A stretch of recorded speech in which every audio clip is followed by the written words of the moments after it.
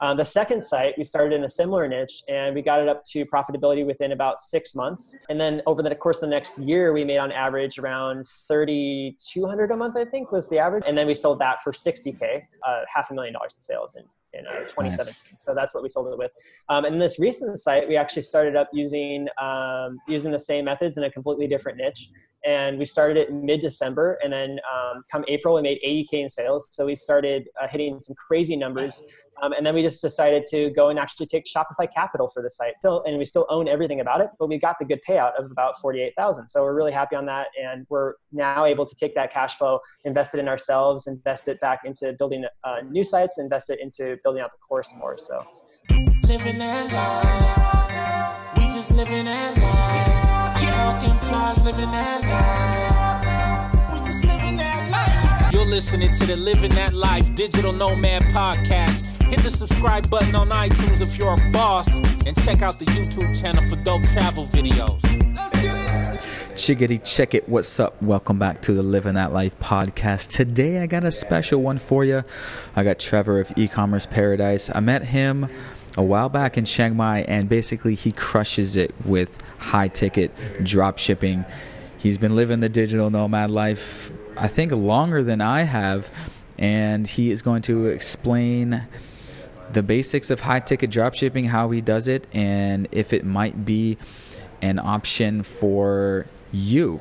Because as you guys know, with my whole blog, I consider it my job now to be presenting different ways that people can start living that life, aka start an online business and be able to work remotely or have some sort of online hustle. And dropshipping, in particular high ticket dropshipping, is a way that can make that possible. So what's up with me? Real quick, I am chilling here in Bangkok at a Starbucks, yes, aka the biggest co-working space in the world. And I got the one and only Parker Morris out over there doing business calls. We're hustling, we're grinding, we're doing Europe this summer, so we're very excited about that. I am working on relaunching my Amazon course version 3.0. That's coming out very, very soon, so I'm excited about that. I'm bringing on interns. We're doing lots of stuff. So anyways, that's what's up with me, guys. A little bit about Trevor. He is the founder of Ecommmerce Paradise. You can find his blog at ecommerceparadise.com. Basically, he's been doing this for multiple years, making enough money, of course, to live the digital nomad lifestyle. He's in Bali right now, and yeah, he's crushing it. So he's got his own course, not just course, but it's a case study and coaching program. So here is his blog. I'm just showing you guys real quick. And yes, you can get in contact with him if you want to learn more about high ticket drop shipping, and if that might be something that you're maybe looking into, or if you want to figure out if it's right for you. So Trevor, what's up? How's Bali? what's up, Riley? Yo. Always good, man. Sitting inside of my little apartment because it's super hot outside right now. It's probably, I don't know, close to 95 degrees. I actually kind of want to go surfing, so you better make this podcast quick, man. The waves are looking real nice. Exactly. Turns out it gets rainy Bali in life. Thailand right around the end of May, so I figured, it'd be a good time to come out to Bali, enjoy the sun. Yes, sir. Yeah, I'll be back in Bali very soon. As you guys know, I was there for a month recently. And so, yeah, I guess right off the bat, tell people, okay, you got your little villa there. So, yeah, how long have you been doing high-ticket drop shipping? How long have you been making money doing high-ticket drop shipping? And how long have you been living the nomad life, as we call it? Yeah, so it's been a long journey. Started with high-ticket drop shipping in 2011, before I even knew what the term high-ticket drop shipping meant. I was working a day job at a sales firm selling security supplies in Los Angeles, California, and they're a wholesaler. So I was doing orders for some customers, and it turns out they wanted certain things drop shipped blind, which I didn't really understand until I started doing it. And then I realized what they were doing is they were selling the products to their customers, but not having to ship the products themselves. Instead, they were using us as the fulfillment center for their products. And they didn't even have to buy the products first. They just had to sell them, and then they would buy them from us and have a ship then directly to the customer. So I was doing drop shipping for customers. So I kind of had a leg up to understand how the whole business model worked even before I ever even got into it as an entrepreneur, which was kind of cool. Wow. So how did you go from there to get into the online game? Yeah. So, I mean, I was thinking about starting the dropship store selling locks and security supplies and stuff like that. But the big problem in that niche is that there's so many part numbers and weird finishes and strange keyways and backset issues. Like there's all these technical terms you have to understand, because if you have a lock on a door, there's a million different dimensions for that thing. And so it's a really painful thing to do selling online, is to understand, do all the pre-sale support, probably deal with a lot of issues where the customer ordered the wrong product and having to do returns and refunds and stuff like that. So I decided not to go into that niche. And plus I was working a job there anyways. It would kind of be like it would be a bad mix to, if I got caught doing it for some reason. So I decided to think about other products, and I'm a skateboarder. So I thought, why not try skateboards?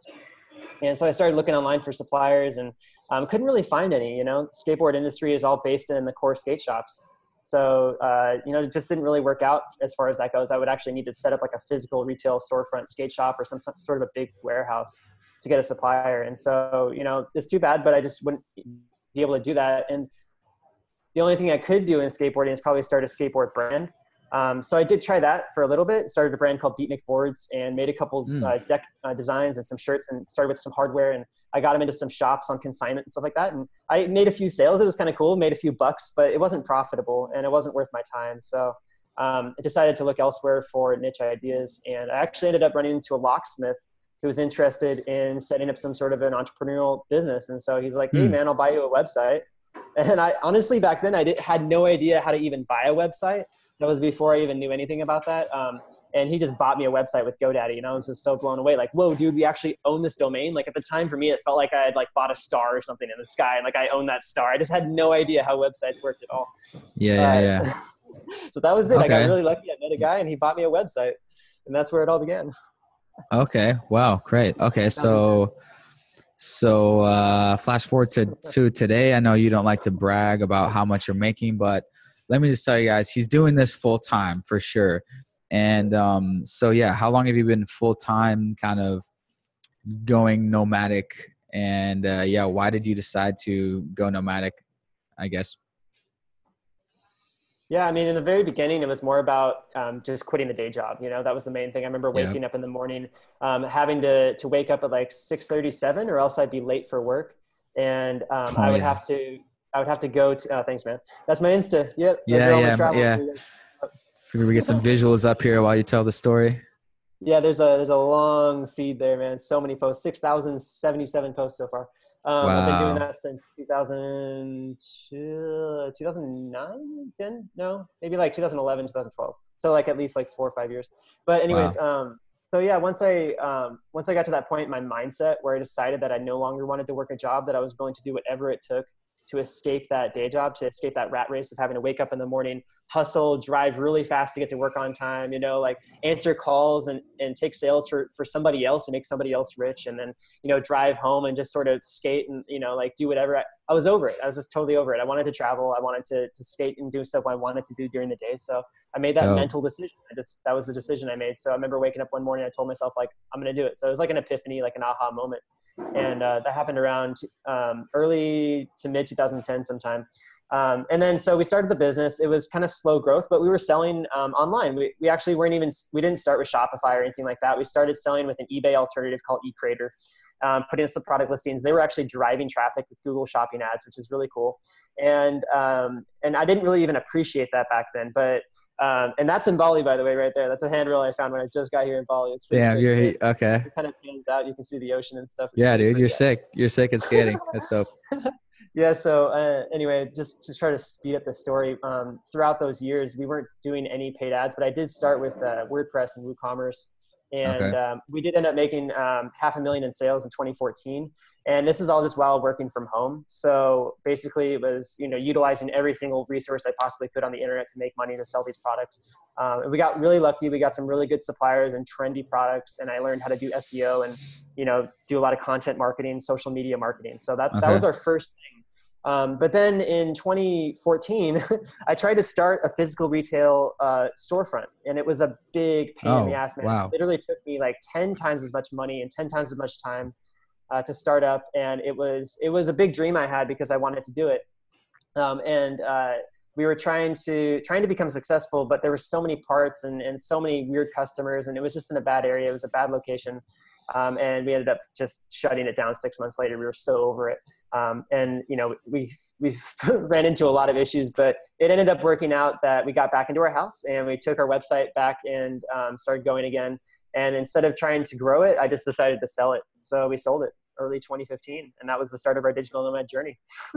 Nice. Yeah, okay. we sold it for around $50,000. So that was kind of like a nice big payout. And nice. decided Sweet. to start traveling.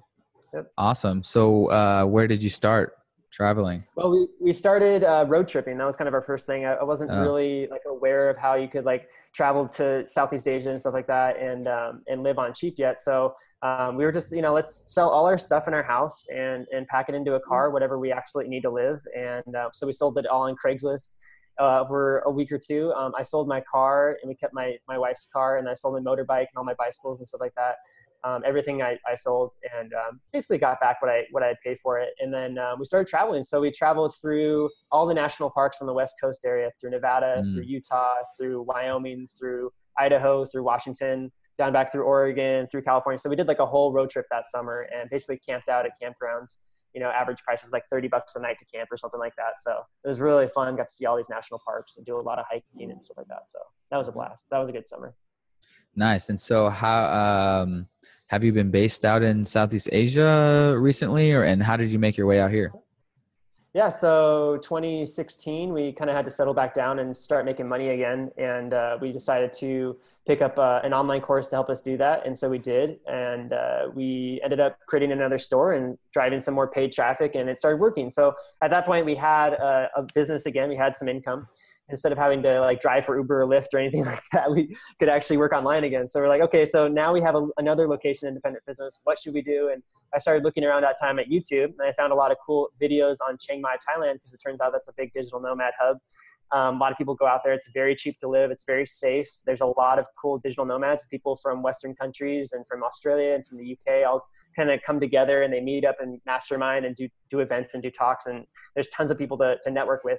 And that kind of thing, it's really, really cool. And it's easy to take for granted, but in a lot of other big cities in the world, it's kind of hard to find entrepreneurs. You have to go and like go to meetup.com and find specific entrepreneur groups. And there's a lot of people doing like startups and technology startups, and like brands and stuff like that. There's not too many people doing like high ticket dropshipping or Amazon FBA. Like those business models are like digital nomad business models, Yeah, so those like kind of solopreneur type hustles. Exactly. And Chiang Mai is full of them. So we love Chiang Mai. We went there for 4 months in late 2016. We bought our tickets. We just sat down at Starbucks one day. It was like May or something, mid 2016. And I just was so afraid to hit that, submit button, that purchase button, but I did it. Yeah. Props, man. That's what I tell people. Just click your finger and you'll find yourself here in Bangkok. Exactly. You have no choice at that point. You have to take the flight. So yeah, we just decided to make the flight, and we did, and it was amazing. Chiang Mai was really nice in the beginning. It was a good place to start because it's really calm as far as Southeast Asian cities go. It's not too crazy, and there are some really cool people there, and the Thai people are amazing, wonderful, and super welcoming, and it's very warm. And everything is super cheap. So yeah, absolutely. Why not? I mean, you just same story as all of us. You go on YouTube and you see people living the Southeast Asia startup plan. And you're like, oh, that sounds pretty good. I can save money while living in beautiful weather and having palm trees like I do out here. I have a palm tree in the parking lot, and I happen to have one on my shirt. But it's the little things that make you feel on vacation that just give you that good feeling. And you got the elephants. Yeah, of course. We're such digital bromads. Okay, great. Once you go to Southeast Asia, you never go back, right? Well, yeah, at least there's a big world out there, but we're still young and we have our whole lives to kind of explore, and we're on this plan of building, trying to get to that next level of financial freedom. So maybe we can go live in more expensive places like Europe or Tokyo or back in the States and live in New York. Like I would like to do that someday. But yeah, this is a great place to grind. You're saving money and living a very chilled, you know, relatively non-stressful lifestyle. And if you like food, that's always good. So yeah, people are like, all right, guys, I freaking get it. How can I live this life? Yeah. And so, yeah, that's Trevor. And, you know, my kind of like, I consider it like my job now. Cause it's like, all right, I've been YouTubing for 3 years. You've been, you know, blogging for a long time. It's like, all right, how can we actually provide value to the world and, you know, provide that next level of value and our experience helping people get to where they want to go. So yeah, go give me the breakdown. Actually, let me just ask you this. What's the trick to high ticket drop shipping? What's the trick for people that are maybe looking into it? Yeah, so there's a lot of tricks. I'll tell you that. It's made up of a lot of little things. That's what I found out over time. To really be successful, you know, if you really want to start a store and you want to make, you know, more than just like $1,000 a month, if you want to make 5,000 net profit, 10,000 net profit a month, you've got to fill all the gaps. You've got to take all the steps. You can't take shortcuts. I just want to start with that. Okay. But the one main trick is taking a profitable niche for sure. So, Yeah. you know, there's so many niches out there. Basically, when I say a niche, what I mean is a product category. Like one particular vertical of products. So for instance, like bath vanities, that's one. Bathtubs, that's another. You know, outdoor patio furniture, that's a big broad niche because you have things like patio sets, you have things like patio tables, you have pergolas, you have like benches, you know, you have outdoor fountains, you have all sorts of stuff. So if you think about like a website like Wayfair or a website like house.com, they're basically big, broad sites. They cover tons of different niches, right? And so they're super profitable and they make tons of sales. Like I think Wayfair did some god awful amount, like $7 billion of sales in Q4, and which doesn't even come close to Amazon, which made like some crazy amount, like $160 billion in Q4 last year. Yeah. But regardless of that, you can take a piece of the pie. You just have to understand that you have to start small enough so that you can gain traction, right? Because it's a long startup process. It doesn't happen overnight. If you want to become successful with high ticket drop shipping, you're selling more expensive products. You are going to make more money per sale. Like you're going to make into the hundreds of dollars when you make a sale in net profit. But the thing is, you have to do a lot more work to start up to that point, to get up to that point with the pre-sales information, with the website conversion optimization, with getting those suppliers on board and optimizing their products on your website, and then driving the traffic and optimizing the traffic and doing the funnels like the email marketing. There's a lot of steps to do. And it can take some time, but that's the key, is starting off with a really profitable niche, starting with one product category. And that's what I teach my students, is like, start with that one category and then you can grow out from there. It doesn't really matter what your site name is. Your site name should be specific to that one category to start with, because you can always grow out into 2 or 3 or maybe 4 or 5 different categories within that one site name. Even if the name is specific to that first category, that's okay to do. Okay. I see that all the time. So cool. There's different models people take, but that's what I recommend doing because it's worked really well for me. Okay, so cool. That's the first trick. So, okay. So I guess, yeah, maybe you can just explain, like, if someone is asking, like, why wouldn't someone just order off of Amazon where you can buy everything from A to Z? What's the kind of philosophy behind that? Yeah. So everybody knows about Amazon these days. Of course, you and I, we all go to Amazon to shop for things when we're in the US, because it's just the go-to. Like, they have free shipping that's fast, right? So like, having fast and free shipping is super important. You've got to set that up on your website. You got to make that a big part of your marketing plan, because Amazon does, and they'll beat you at it. The other thing is making returns really easy. Amazon makes returns really easy, right? You just file it on your website and you're good to go. So I don't recommend making returns easy to file, but I do recommend marketing that you have hassle-free returns. It's a really good thing to do, because customers are just looking for a hassle-free experience. It doesn't necessarily have to be easy. They can just write you, but you just want a reassurance of that. And then Amazon has this brand built up from the work that they've done and put into their customer service. So you know that if you write Amazon, you have a problem with anything, they're just going to immediately probably refund you and send you a call tag and stuff like that. And that's what keeps you coming back to Amazon. You know, if you buy something on Amazon, you're dissatisfied, you might end up paying a little bit of a restock fee sometimes, but most of the time they'll just send you a call tag and ship it back. So you want to just keep in mind that throughout the startup process of your high ticket dropshipping store, that you're going to be building a brand image with your customer service, right? So every single customer you end up talking to is going to be a part of your brand as an overall picture of it. So that's the key to competing with Amazon. But the other thing is with driving traffic and having an optimized website. So Amazon has a really optimized website, and I made some videos on my YouTube channel. You can just search Ecommmerce Paradise in YouTube. And there's a video in there where I talk about how Amazon kills it with their conversion optimization. They do certain things like customer reviews. They really focus on getting customer reviews. And that's one of the biggest things about selling online. If you have a website and you have high ticket products with 0 reviews, I guarantee your conversion rate is going to be really low, even if you send a ton of traffic to it. Because that's the one thing people are looking for when they're looking to buy a product from a company. They're looking to see if the company is reputable.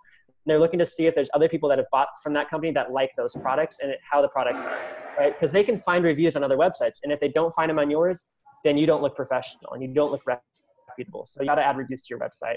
And the other thing to do is questions and answers, which go along with the reviews. So if you don't have questions and answers on your website, it just looks unprofessional. It doesn't look like people are going on your website. They're not asking questions and they're not getting answers.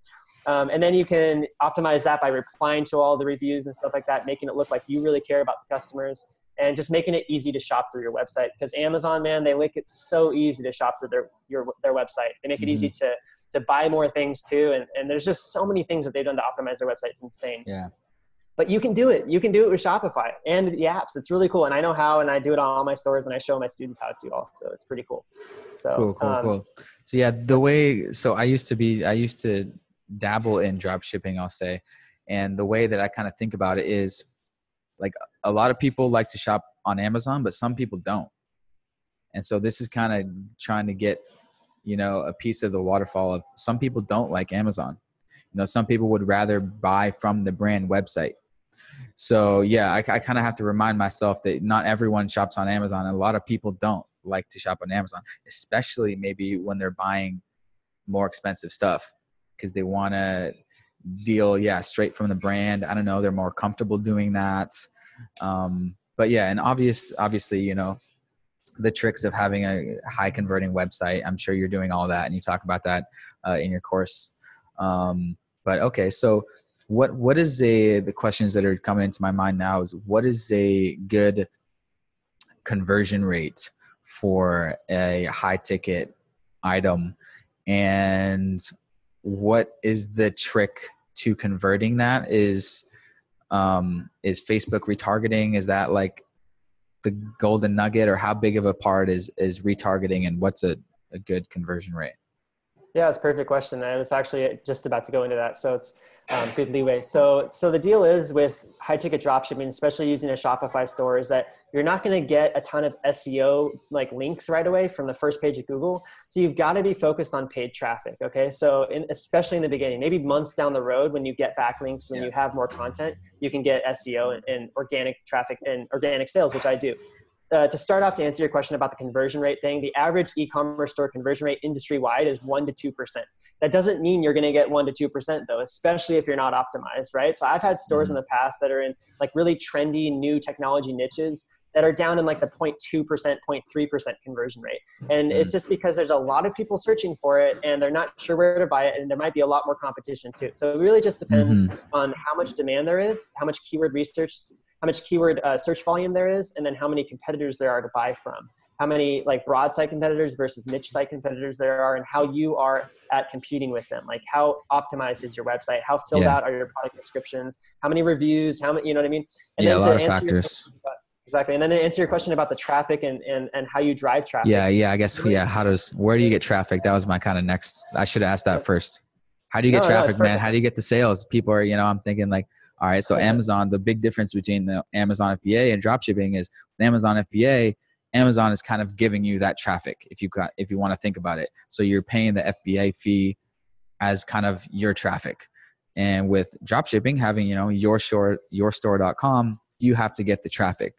So that's kind of the main difference. And so, yeah, where do you get the traffic? So there's two different types of traffic that we can talk about here. The first type is search query-based traffic, and the second type of traffic is interest-based traffic. So a lot of people hear about dropshipping these days, right? And they know about AliExpress and Oberlo and Shopify, how you source products from China, and then you choose a low enough price point so it's an impulse buy, and then you can use Facebook ads to target interests that are related to that product. And then that interest will it'll pop up in someone's feed. Like if someone likes elephants and they see this elephant shirt pop up in their feed, they're going to be so hyped on it that they're probably just going to go buy it because it's like $30. It's no big deal to them. They like it so much, right? because you targeted them as an interest. Now, the difference between that type of dropshipping and this type of dropshipping is that high ticket dropshipping, your products are more expensive. So people aren't going to just buy it because they see it. It's not an impulse buy. It has to be something where they find you when they're in the sales funnel for that product. In other words, they're showing interest for it. And so interest-based, search query-based marketing means using search engine marketing. Generally Google, because Google owns like 99% of search traffic now. There also is Bing and Yahoo, but they're very small. So you always start with Google. And with Google, on the front page, on the search engine's results page, the first thing that always pops up when you type in any product category word or any product keyword is the Google shopping ads. So Google shopping ads are the first thing you'll look at, and they have a picture, and they have the store name, the product name, and the price. And then sometimes they even have a little free shipping thing, or a discount little banner that you can set up in Google Merchant Center. But Google shopping ads is where it all starts. So that's where I recommend, obviously, starting with your marketing is Google shopping ads. You do that with Google AdWords, and it's really easy to set up, but it's also very time intensive and confusing and weird to set up the correct type of ad funnels, and then to also do the correct optimizations, and then to do the negative keywords and all that. So that's what I teach in the courses, how to do the correct funnels, because you can waste a lot of money with Google shopping ads, because the way they work is Google chooses the keywords for you. You don't get to choose the keywords. The only keywords you get to choose are what Google does not show those ads for. So if you think about it, Google loves to spend your money, right? If you want to put up shopping ads with your feed, and let's just say you sell ottomans, right? If anybody types in something like picture of something I can put my feed on, Google will probably say, yeah, just show them that ad. That's totally fine. And then with that ad, then all of a sudden somebody might click on that because they say, oh yeah, that's kind of a cool looking thing because it's a picture and people are more attracted to pictures, right? And less than they are to text. And so they'll click on it. And then if it's like a tent, for instance, a $150 tent, they like that tent, but they're like, nah, I don't know. Let me see what else is out there. And they'll click back out of it and they'll go to the next one over, and then they'll click back out and go to the next one over. So Google Shopping is almost becoming a big marketplace like Amazon is. People go onto Google Shopping just to compare and contrast niche websites to each other. It's kind of cool because they know that they can usually get better deals on niche websites. And this is another thing I forgot to mention, but Amazon usually does not offer coupon codes on their products unless the specific vendor has a coupon code or unless that person signs up for a credit card with them. So that's one thing you can do to compete, which is offering coupon codes on your website. And so especially if you have a higher profit margin, people will know that, right? A lot of people have shopped on niche sites and know that they can go to niche sites and get coupon codes. They know they can go and get free gifts, which is another thing I teach people how to do, is offer free gifts to get conversions. Free gifts, nice. So they go to Google Shopping, shop around all these niche sites. And that's definitely where you need to put your store first. All your listings should be on there. You need to optimize your feed.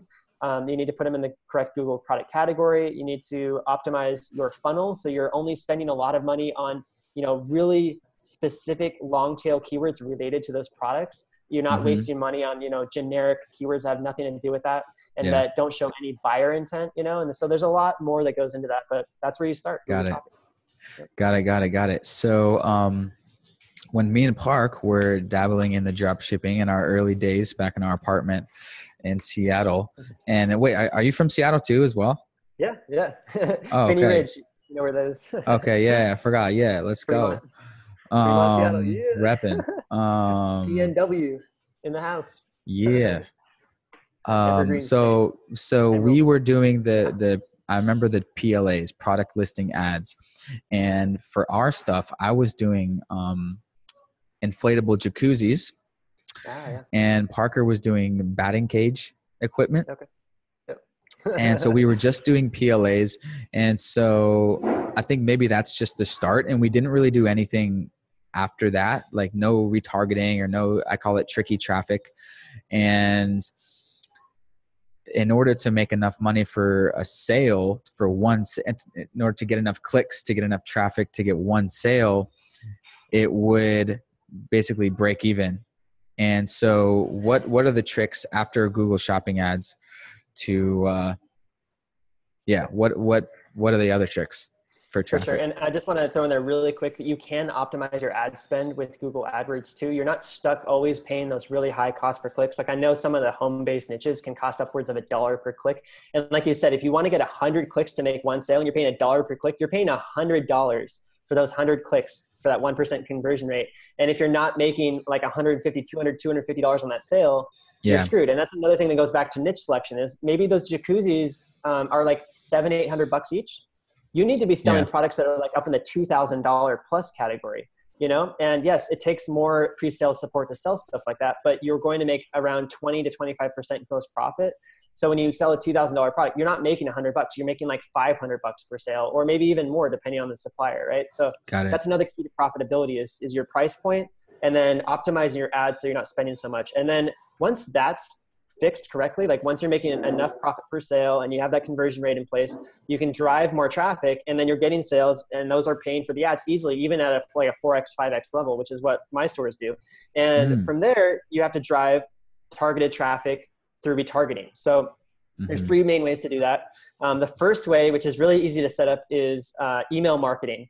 And email marketing is super, super key to this whole process. All you have to do is use an app like Sumo, and then you set pop-ups on your store. You can set an exit intent pop-up. That means when someone goes to leave your site, that they'll see a little pop-up all of a sudden, and it'll give them like a coupon offer. And usually people will opt into that. And it's really simple and easy, right? And then once you have that set up, then you know, maybe like 3 to 5% of the people that come like from those 100 clicks. So maybe like 3 to 5 people will sign up for that, but not actually buy anything. Right. And then they'll get an email series from me, like 5 or 10 emails that says all these things about, hey, like here's more value, but here's also some coupons and go buy your product now. Like pushing, you know? And then you set up your abandoned cart sequence, which means if someone's really interested, but they just didn't have time to whip out their credit card for whatever reason and buy, then you send them another email sequence there.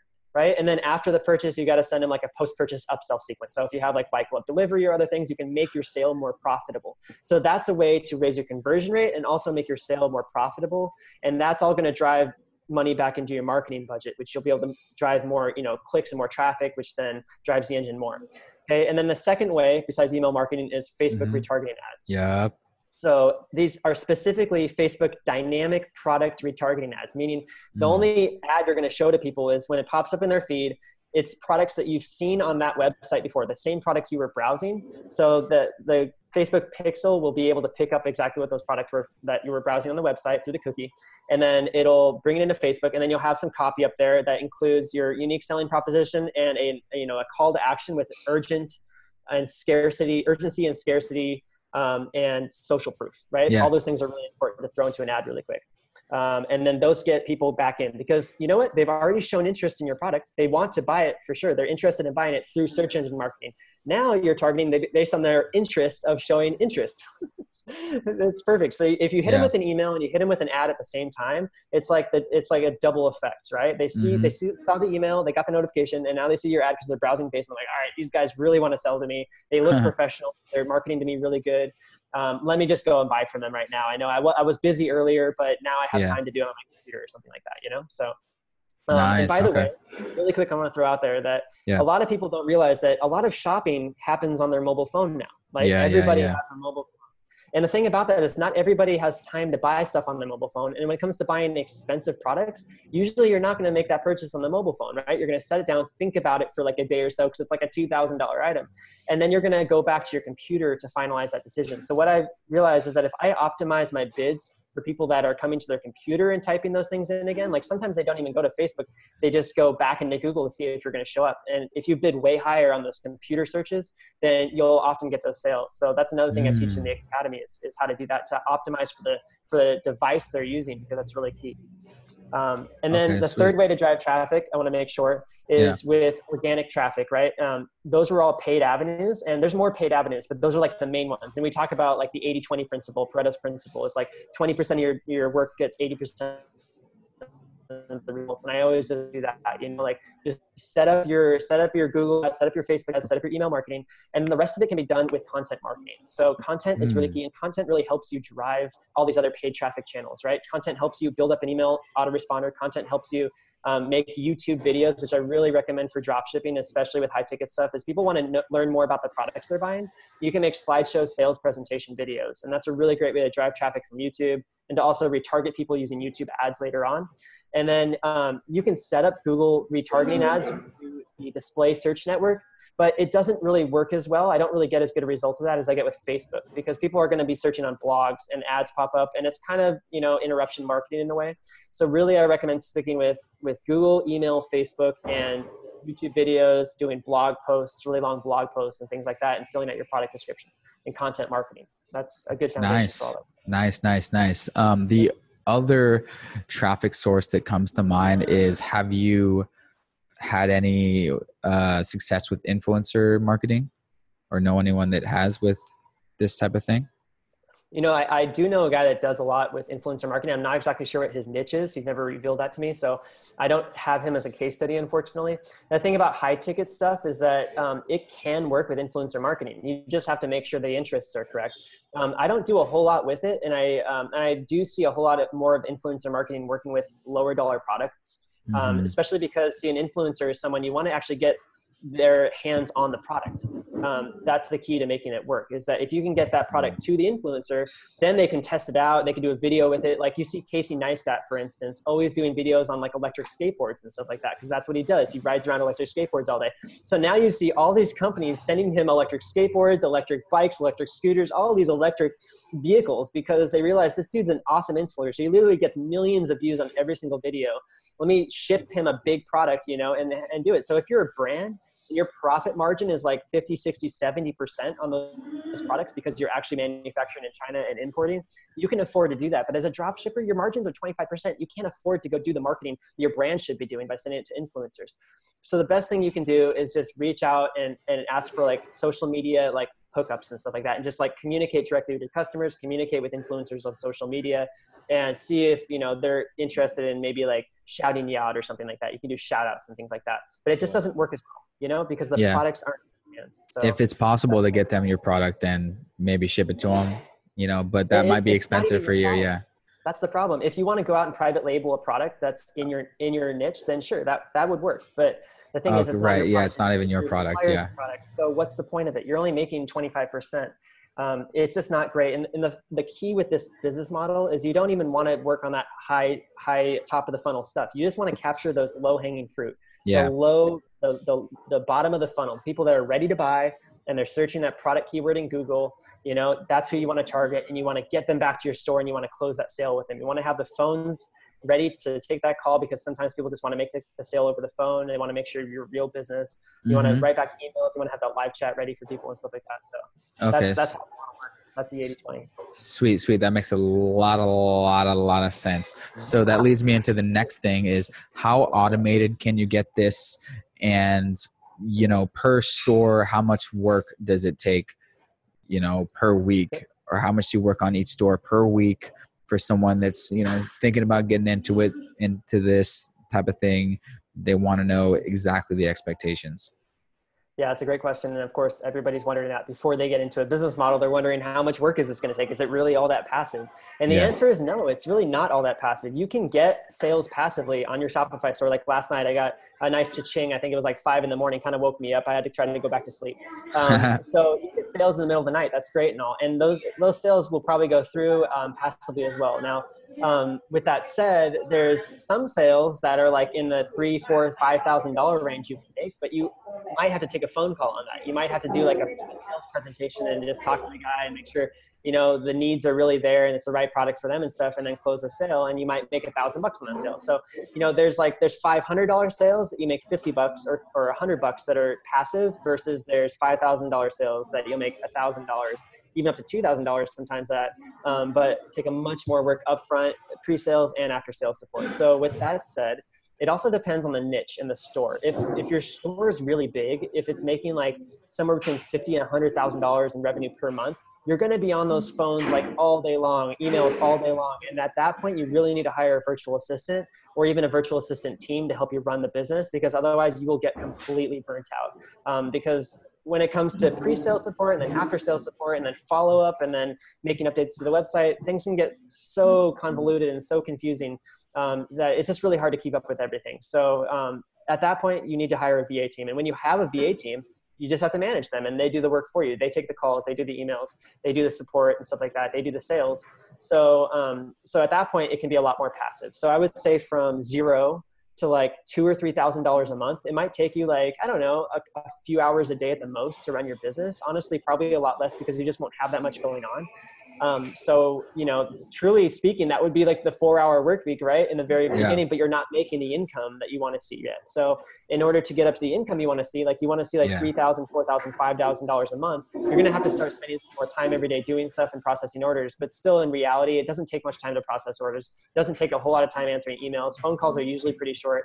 And when we're out here, we're doing it overnight. So we're just, you know, at night working anyways.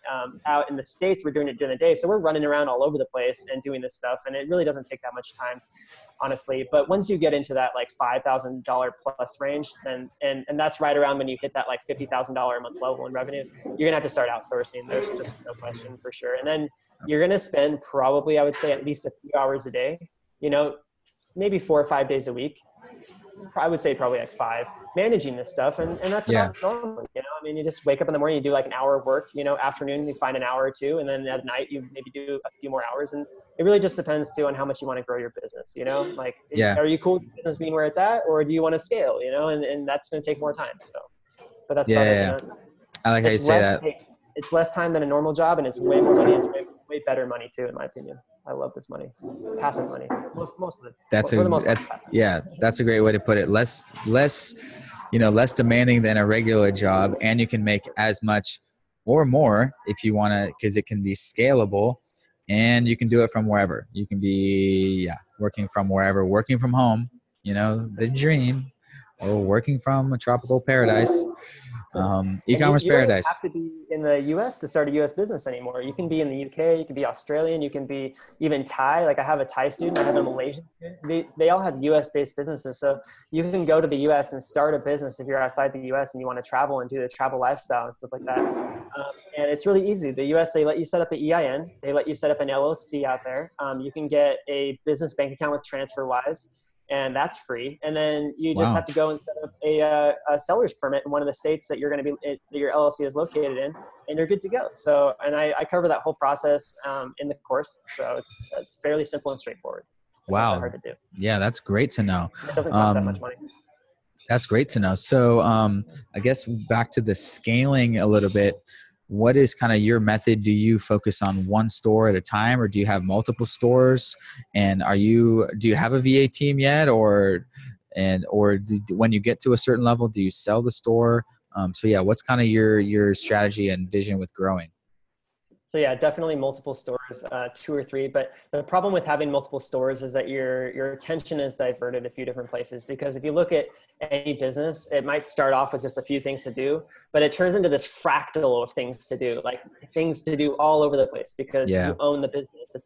You're not really taking advantage of some things like Amazon FBA. You're taking advantage of their team to handle the shipping, the fulfillment, and the returns and things like that. And here you're taking advantage of suppliers, but you still have to provide a lot of support when it comes to that stuff. So, you know, it's similar, but truly speaking, you have to focus on probably at the max, like 2 or 3 stores at any time. So that's what we do. We have 3 stores. And the thing about that is that when you get into that level, when you have 3 stores making a lot of money, you have to spend a lot more time managing VAs. And yes, we do have a team.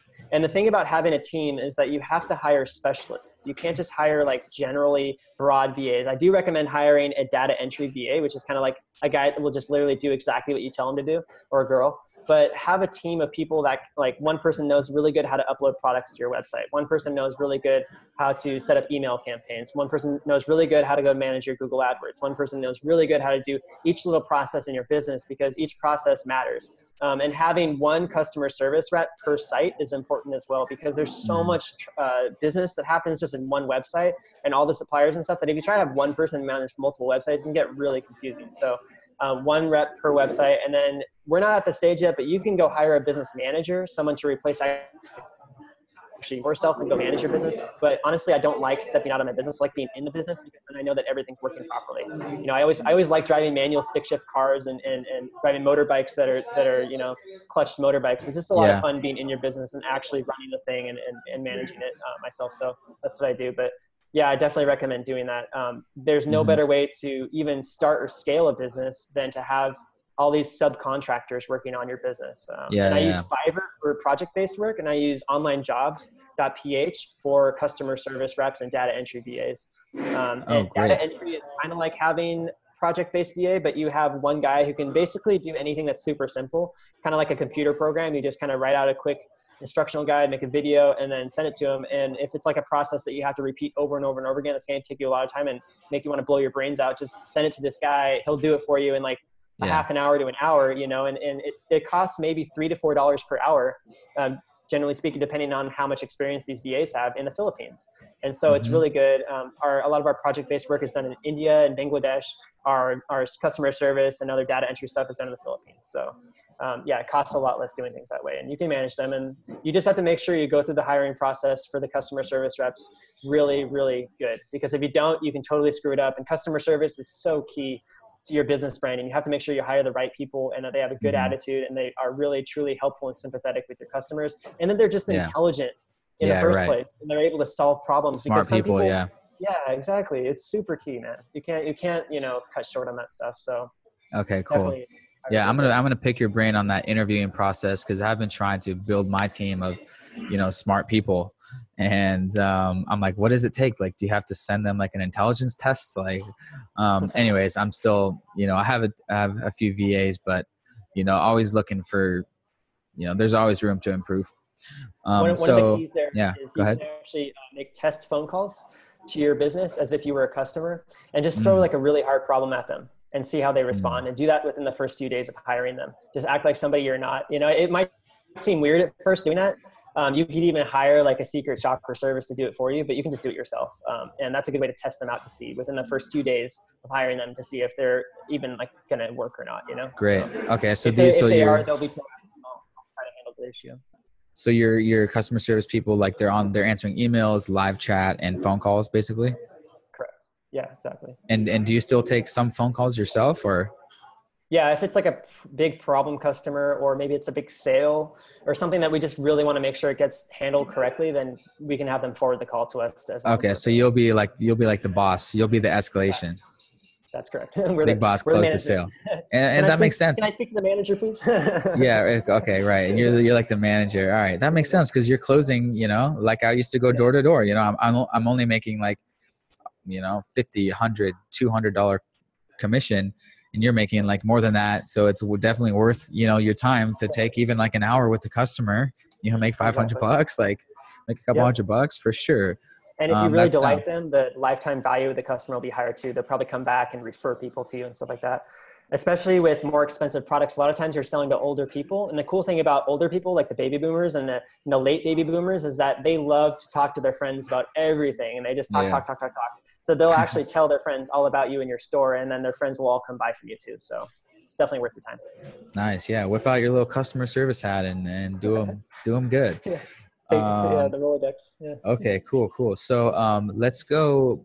If someone is getting started, for what's a realistic timeline for choosing a niche? How long do you recommend to do niche research?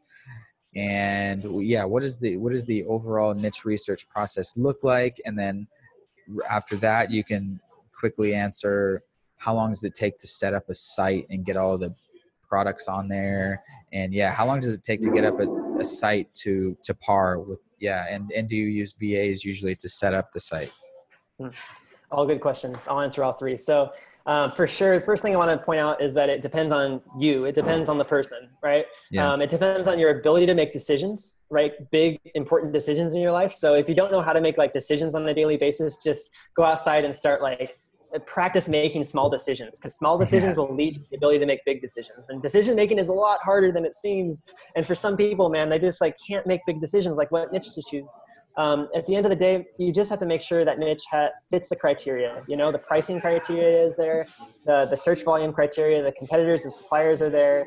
That it's not trending down, or it's not like a super seasonal niche. There's all these criteria I talk about. You just have to make sure it matches, and that you would be apt to selling that product. You're going to become a salesman of that product. You're going to have to take those calls and sell it. So you have to understand it. So watch some buyer's guides videos on YouTube, or go read some buyer's guides on the product line, and just make sure that you're going to be able to commit yourself to understanding this product line well enough to sell it. Because if you get caught by your suppliers or your customers not knowing anything about these products and trying to sell them on your store, you're going to look unprofessional. So that's key. But choosing a niche can take anywhere between a day to like months. It just literally depends on the person. And it takes a day to do research, honestly. Google works instantly. You can just plug all the figures in. I have all these tools that are really easy to use and free. And you can just choose a niche in a day. Okay, so if you can get good at making decisions, you can do that. Now the website startup process takes a little bit longer, but the way I teach how to do it is you set up a demo site first, and then you set up a optimized website next. So the demo site is optimized to get suppliers, whereas the optimized website is optimized to get customers and sales. So the demo site process can take, again, a day or two, maybe 3. Like usually it's around 3, because what I do utilize outsourced VAs to go ahead and add those products to the website, because that's the longest process it can take is to add products to the website. And it literally costs $5 to add 50 products using the gig on Fiverr that I use. So that speeds up that process really fast. And then from there, you just go through and you optimize the built-in Shopify supply theme, which is free. And it's really easy to set up. You just set up some key pages, you set up your key collections, and then you go from there. So it's a super easy, like straightforward process. Like I said, it takes a few days. But the most important thing is you have your business set up, and that can take upwards of a week or 2, maybe 3 at the most. So you got to get your LLC, which takes a day or 2. And then you got to get your EIN, which can be instant online, or you have to call, if you're out of the country.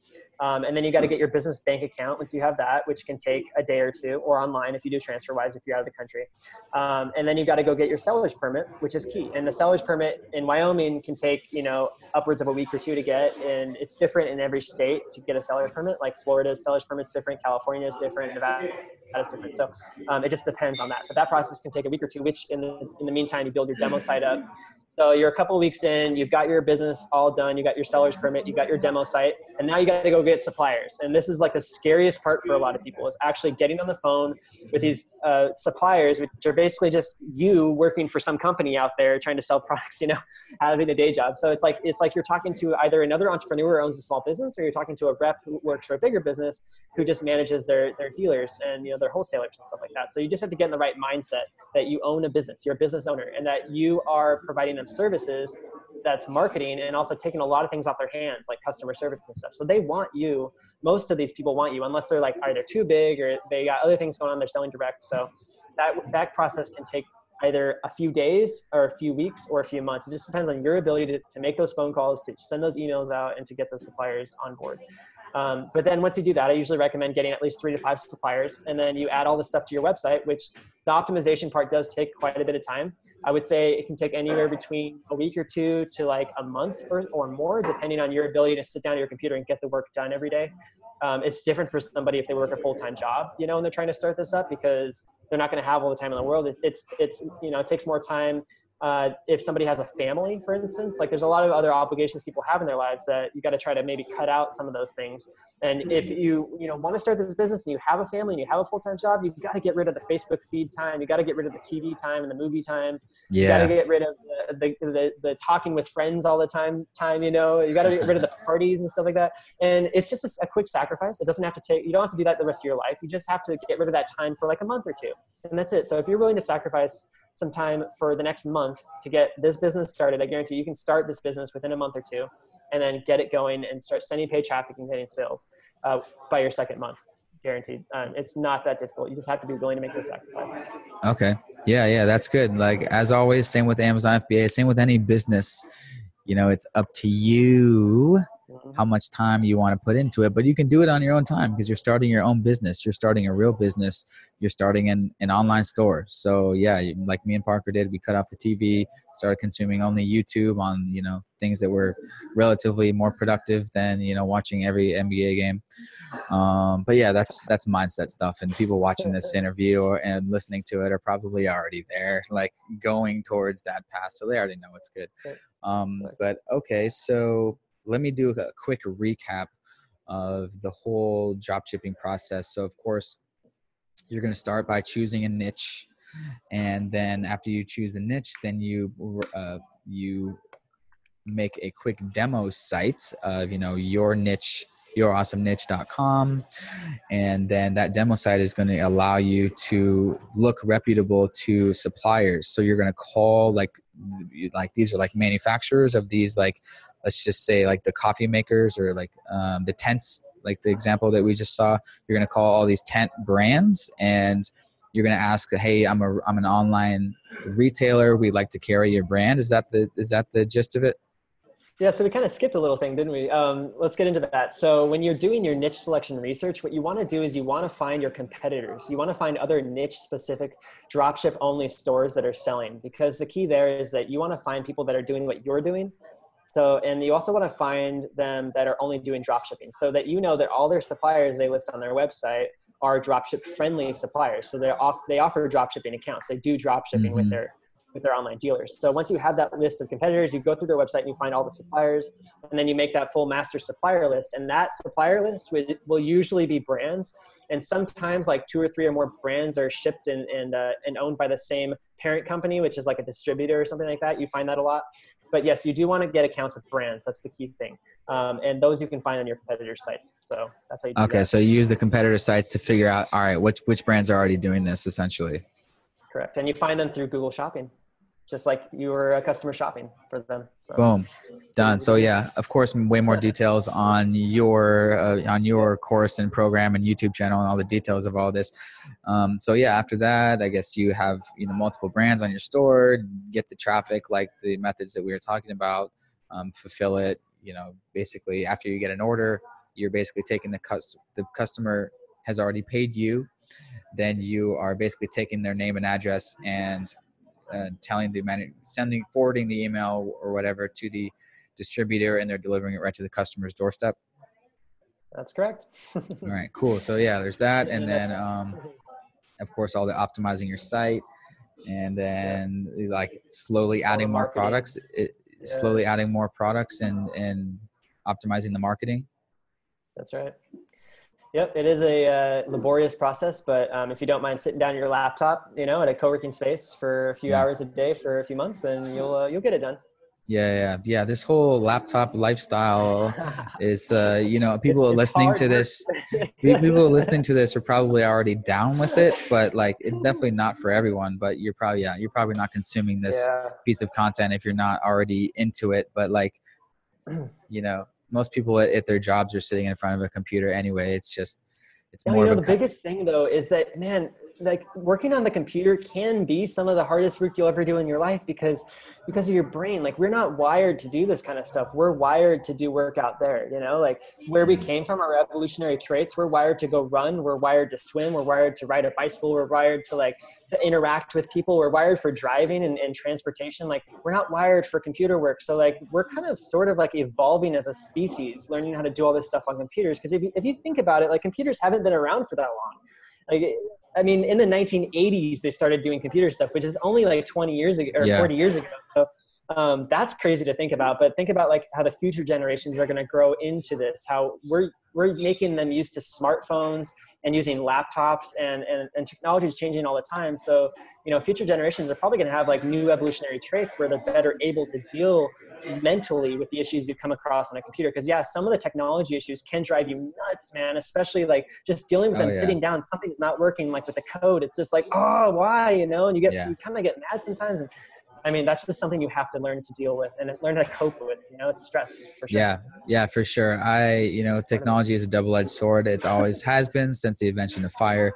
But I love technology obviously so much. But it can be the most, it makes my whole fucking dream happen. It makes the dream happen. I love my iPhone so much. I love my computer so much. I love this microphone. But technology can be the most frustrating thing ever when it doesn't work. But that's, pros and cons to everything. There's pros and cons to, having a cubicle job. There's pros and cons to having a, freelance, whatever you want to call it, do it on your own laptop type job. That's right. And okay, I think this is a great kind of beginner's guide for people to know kind of what's involved. And then, looking into the future, you mentioned that you sold in an online store for $50,000. Have you sold other stores, and are you planning to do that? What's your philosophy on that? Yeah, I've sold 3 now. So the first one I sold for 50, the second one I sold for 48, and then, for 60, and the third one I sold for 48. We just recently sold another store a few months ago. That's when I really decided to start focusing on building this course out, because I have some Nice. more money to work with now. So we already have other stores set up because we've created processes and we've created templates for ourselves. And that's the same stuff I'm offering in the course. So like all the templates and the themes and the processes, I give that to the students. So it's all in there, and I'm building a case study site as I build out the course. So it's taken a bit longer to build a case study site because I actually have to film the whole process and document it and try to do it in a step-by-step process instead of just kind of piece it all together at once. But it's coming out really good, and I'm excited about it. I'm really excited about it. So I figured, because like most courses, they just kind of go through like how to do it as like an overview, as a topical overview, and then you actually have to go do the work. What I wanted to do was a little bit different, actually build out a real site, a real business as I'm building the course. So people can not only get exactly detailed tutorials on how to do it, but they can actually see the results of it as it builds out. And then I'll be able to use those case study results in the next month or two as it launches to help promote the course, of course, because then I can show you, hey guys, I actually built this course in here, or the site in the course, and it's making this much per month now. So that's the goal there. So it's gonna be really good. Dope. And as an overview, like when you sold those sites, they existed for how long, and how much were they making monthly profit? So the first site existed for quite a bit of time. We started, it existed in different formations, I think. So the very first site I started, we ended up shutting that down because it was on eCrater, which is an eBay alternative. You don't really own the site, and they drive traffic for you. I wanted to start my own site, so I started on WordPress in 2013, and we sold it in 2015. So about 2 years of ownership there. We were making, on average, from the website, about $2,700 a month. And so from that $2,700 a month net profit, which of course it was higher in the summer and lower in the winter because it was a seasonal niche. Midsummer we were making like 8 to 10 grand net profit per month. In the winter it just dips like crazy. And so anyways, the average over the whole year was around 2,700. So the multiple is right around, I think 22 or something like that, 23. Which is pretty average for an e-commerce site. And, it really just depends on how much processes you have in place. Do you have a team managing the site or not? And at that time, we did not have a team managing that site. So we were kind of, tired of using it. So we sold it, and that was that. So $2,700 a month, average net profit throughout the whole year. It came out to like $350. And we actually were able to expand upon that using Amazon and eBay to sell the same products, dropship those. And we were able to hit that 500K annual number with those sales channels. So that was cool, but we did not sell the sales channels with the site. So they didn't count on that revenue. The second site, we started in a similar niche, and we got it up to profitability within about 6 months because we were still fairly new at it back then in 2016. And then over the course of the next year, we made on average around 3,200 a month, I think was the average. It was the same sort of seasonality because it was a similar niche.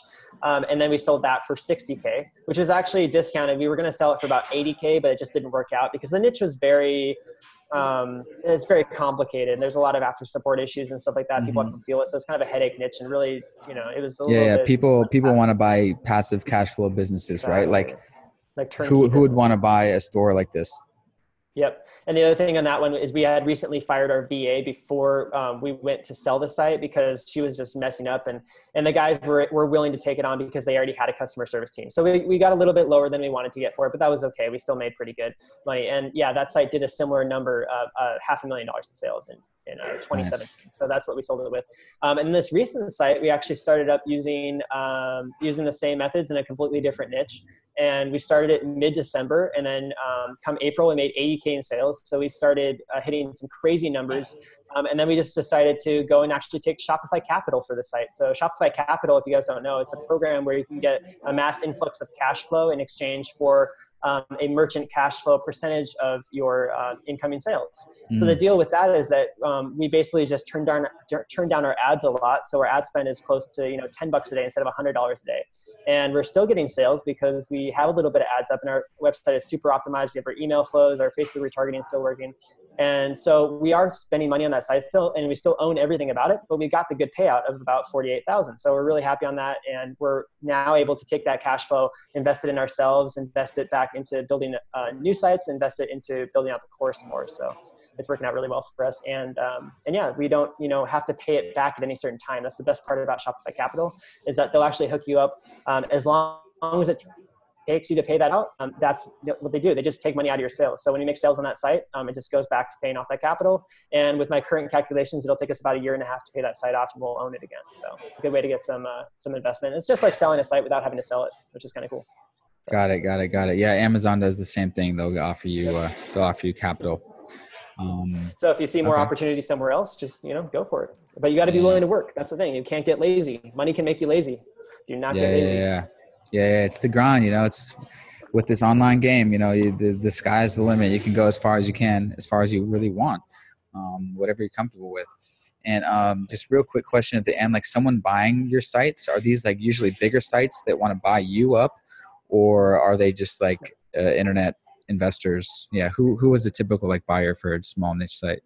The buyers that are willing to spend more money usually are people that either own other niche sites already, like own, in similar niches, and they just want to expand to that niche. They just don't want to put all the time and effort up front to start it, or they are bigger website owners, so it's generally speaking that, you're not going to find somebody who doesn't have a website already that wants to start one who's going to be a good person to sell to, because they're going to take way more support trying to sell the site, trying to understand the methods, trying to understand all the stuff, and it's going to be a pain in the butt. Whereas somebody who already has niche sites, they understand the processes. They probably already have a team, which ours already had a team, so they already have someone to take over the customer support stuff, and it's really easy then in the transition for that. So they probably want to buy it and grow it, basically. Yeah. And the one platform I definitely recommend using if you're going to sell a niche site, like that's a high ticket dropshipping site, is Empire Flippers. They do a really good job. They set you up with a really great seller's profile, and they market it really well. So they found us some good ones, and we're really happy we use them. So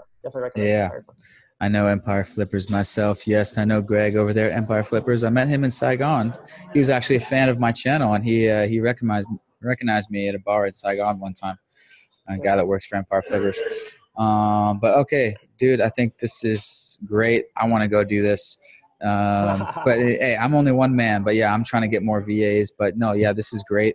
I think that was a great beginner's guide for people looking into dropshipping. And of course, you guys can find more about Trevor, ecommerceparadise.com, and also catch him in Bali skating at the skate parks, doing kick flips and 360s and push shove-its.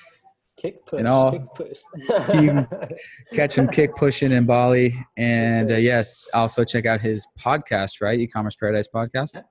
That's right. And I do have a niches list that's free. So if you guys want to go sign up, just go to ecommerceparadise.com, and right there at the top, you can sign up for the mini course and the niches list. So I have a free mini course, free niches list. It's a perfect thing to get you started. So definitely go to the website and sign up for those. I am taking notes from you. I am recently just finished my mini course, and always working on that, as well as my niches list. So thanks for those ideas. And yeah, that was a great 1-hour podcast. Check them out. Links in the description, all that stuff. Subscribe to all the subscribe buttons around your screen. And we'll catch you guys on another episode of Living That Life. Thanks for having me on, Riley. All right, man. Peace.